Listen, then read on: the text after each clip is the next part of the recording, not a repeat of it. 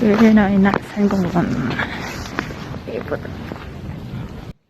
So, dito sa Naksan Gungwon, para siyang nasa top ng isang bundok.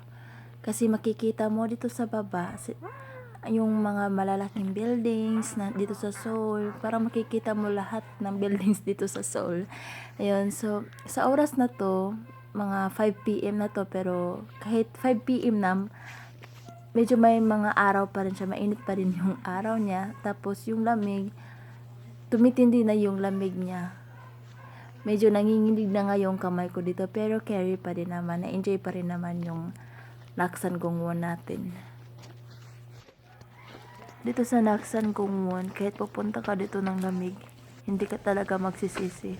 Kahit naubos na yung dahon dyan sa mga puno dito sa Naksan Gungwon, hindi ka talaga magsisisi. Sa view pa lang, sapat na. Kasi, pag andito ka sa Naksan Gungwon, makikita mo yung mga malalaking building, diba?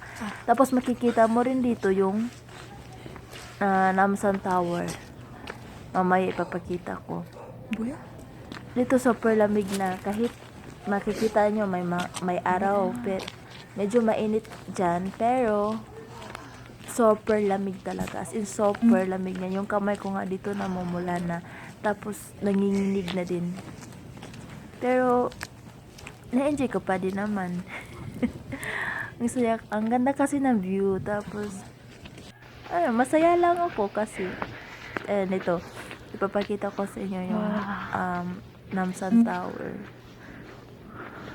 Hindi pa dito makita, dito sa unahan pa. Dito makikita mo dito yung mga buildings. Ayun, may mga buildings na makikita ka, mga malalaking buildings. Tapos sa unahan makikita mo na yung, ayun, yung Namsan Tower, yung maliit na yung Namsan Tower. Makikita mo dito yung Namsan Tower. Maganda din to siya sa mga pictorials kung marunong lang magpicture yung kasama niyo. Maganda to pang Instagram, pang aesthetic na picture. Maganda dito sa Pergan, hindi ka talaga magsisisi. Marami nga lang mga spot dito na hindi ko nakuna ng video kasi naubos na yung battery ng phone. Ayun. Kapag kayo pupunta sa Korea, huwag niyong kalimutan pumunta dito sa Naksan Gungwon. Malayo siya pero maganda din naman, hindi talaga kayo magsisisi, promise.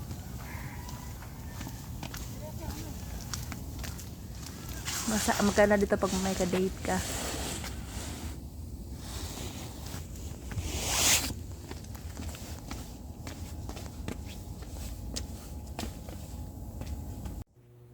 So this time guys, papunta na kaming exit.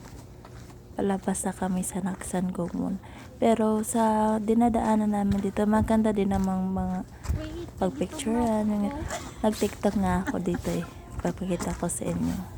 Até a compostura fazem tudo com a esse é o chão, esse é o bonde do Bruna. Esse é o chão, esse é o bonde do Bruna.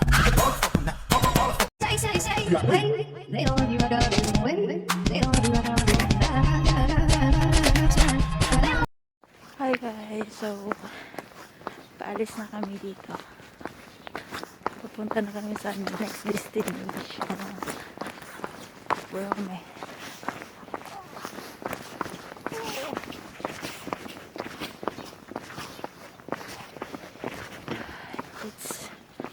So cold, but oh my gosh, look at the road. It's just, the road is just like that. Okay, we need to be more careful. 그 사람 누구야? 발 아파.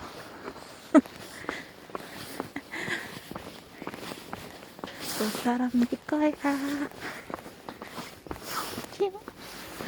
Akala ko guys, pag mga taong kagaya ko maitim, pag nilalamig, magiging violet.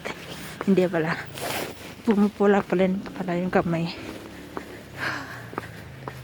So, see you in our next station. So, sa aming pangalawang destinasyon, napadpad kami dito sa Pungon sa temple. So, para sa mga Buddhism na nanonood dyan, kapag pupunta kayo sa Korea, punta na po kayo sa Pungon sa temple. So, hindi po ako nakapag-video sa mga ibang part po kasi marami pong taong nagdadasal at nahiya pa ako at baka hindi din sila comfortable kapag nakukuha sa video while nagdadasal. So, paikot-ikot lang po ako dito. Hindi naman po talaga ako Buddhism. So, paikot-ikot lang ako. Tingin-tingin lang po. Maganda din naman po yung nila.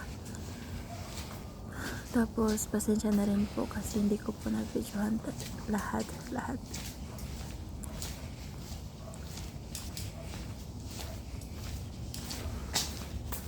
May mga maliliit na Buddha din sila dito sa kilid. Ganda din po.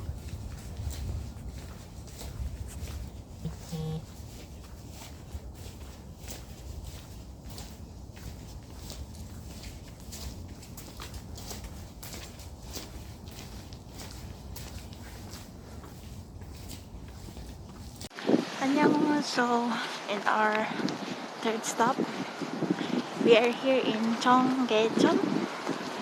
Yeah, Cheonggyecheon. Ay, sorry. Okay, in Cheonggyecheon, you can put your foot here in the water, but it's too cold, so we can't. Maybe next time. A lot of Philippine vlogger, I saw them that they come here and they put their foot there in the water, but no, we can't. It's too cold. Kaya look at my hands. It's already red.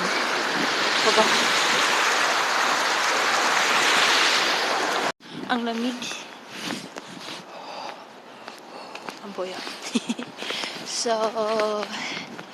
this place is so beautiful. Yun ang masasabi ko sa Cheonggyecheon.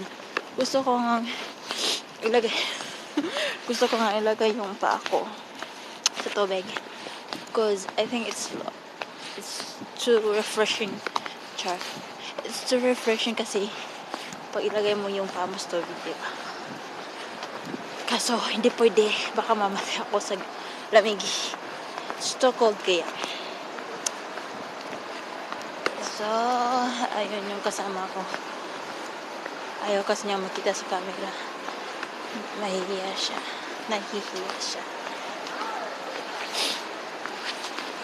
Kaya ako na lang palagi sa to. Mag-isa. Naghihintay ito sa akin. Yun yung umiilaw. Ewan.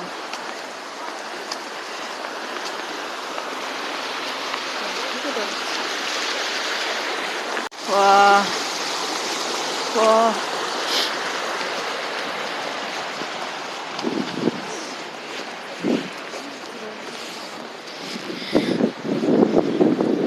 Sige po. Maybe this is our last stop tonight. Kasi it's already It's already 9 o'clock. And I'm a little bit tired. Today we went to first, where did we go?